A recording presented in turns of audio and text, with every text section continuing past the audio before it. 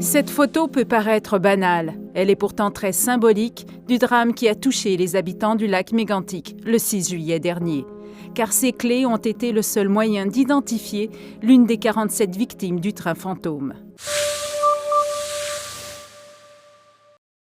Pour moi, c'est une photo forte, c'est une photo qui est universelle. On a tous des trousseaux de clés.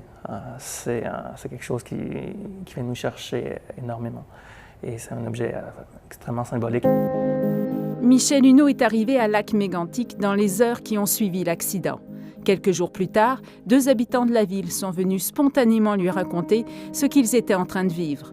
C'est comme ça qu'est née l'idée d'illustrer en photo le choc insondable encaissé par la petite communauté. Essayer de représenter, ça veut dire quoi, un traumatisme, mais un deuil aussi grand pour une communauté. Non seulement les 47 personnes, mais tout le deuil du centre-ville, tout le deuil des commerces, les gens qui ont été expropriés par la suite. Michel Huneau s'est rendu à 12 reprises à Lac-Mégantic depuis juillet dernier.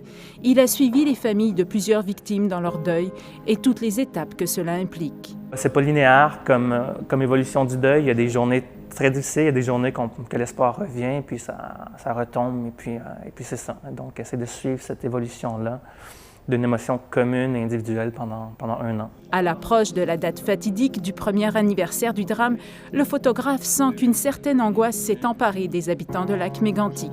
Dans les témoignages que j'ai recueillis dans mes discussions, il y a un sentiment assez fort que les gens devraient être inclus davantage dans la planification et dans le processus de reconstruction. C'est une catastrophe d'une telle ampleur, avec tellement de niveaux de complexité humaine et technique. Tout le monde avance dans l'inconnu. Michel Huneau va poursuivre son travail au cours des prochains mois. Est-ce que vous vous sentez méganticois d'adoption maintenant? Absolument. La longue nuit du lac Mégantic est loin d'être finie.